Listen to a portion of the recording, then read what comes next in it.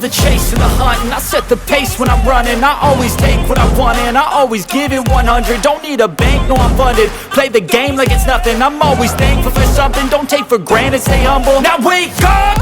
It's time to look at the enemy. Look in the mirror if he is no friend to me.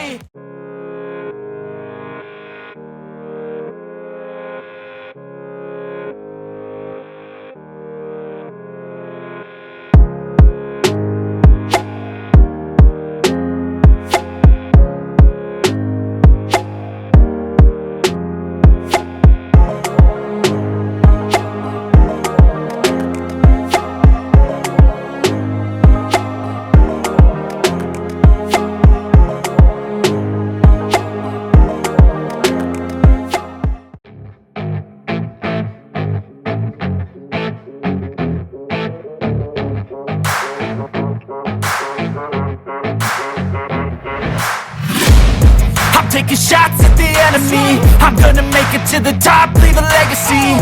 If I got something to say, you better let me speak. Turn it up a new degree, bitch, you ain't seen anything. I pop off with the new rock, electronic, blow the sonic roof up. I'm too honest when I take a few shots. They're too toxic, need to take the noose off. And you cannot save me, 'cause I don't need saving. Il y a bien des lunes, la forêt était sauvage et nul territoire ne venait la diviser. Au nord, s'étendait la Languedoc, ici au sud des bois denses. À l'orée, une rivière cascadait d'un sombre ravin. Des félins vinrent habiter dans cette forêt attirés là par les petits bruissements des rougeurs, les ombres sous l'eau et les battements soudains des ailes d'oiseaux dans les arbres. Ce n'étaient pas encore des guerriers. Ils vivaient en petits groupes qui n'étaient pas encore des clans. Il n'y avait pas de frontières établies et ils se battaient constamment, craignant de se trouver à court de gibier, à court d'espace. Ce fut l'époque sanglante où les chats vivaient sans foi ni loi. Beaucoup périrent. Nuit, alors que la lune était pleine, ces félins convinrent de se retrouver dans une clairière au milieu de la forêt entourée de 4 grands chênes. Ils se disputèrent pour des histoires de vol de gibier. Les griffes jaillirent, des foulements provocateurs résonnèrent dans la nuit. Une bataille terrible s'ensuivit et le sol fut bientôt abîmé de sang frais. De nombreux félins moururent cette nuit-là. Épuisés par leurs blessures, les survivants dormirent à même le champ de bataille. Ils se réveillèrent au clair de lune. Tout autour d'eux, ils virent les esprits de leurs proches assassinés, non plus couverts de blessures et sanguinolents, mais brillants comme des étoiles tombées du ciel.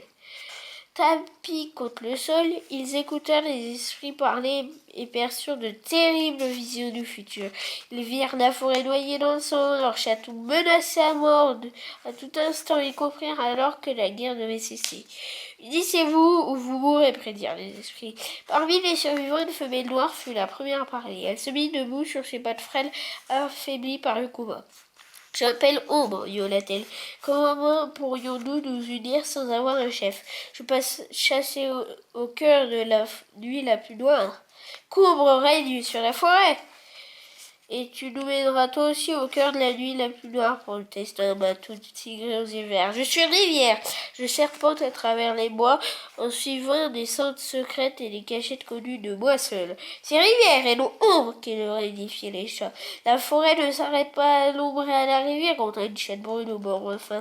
Seul vent parvient à atteindre les coins les plus reculés du territoire. Je suis aussi rapide que des rafales qui soufflent sur les hautes landes. C'est moi qui devrais être chef. Le plus massif des survivants répondait au nom de tonnerre. T'as un mâle au poil roux vif et aux yeux ambrés dont tes pattes blanches puissance. Quelle importance que tout cela face à ma force et au talent de chasseur. Si quelqu'un doit y régner, sa sœur à moi. Un feuillement furieux retentit sous les 4 grandes chaînes, tandis que les esprits des défunts observaient la scène au silence. De sombres nuages voilèrent soudain la lune, et les rescapés tremblèrent de peur. Au sommet d'un grand rocher, ils virent une chatte tirée des victimes du combat. Sa fourrure brillait alors que même la lune ne l'éclairait plus. Ses yeux lançaient des éclairs courroucés.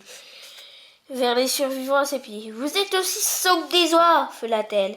Êtes-vous donc incapable de penser à vous-même? Pensez plutôt à vos petits. Les 4 félins aubriviers, vent et tonnerre levèrent la tête vers la chatte tigrée sans dire un mot. La forêt est assez vaste pour que vous y trouviez tous de quoi nourrir vos familles et bien plus encore.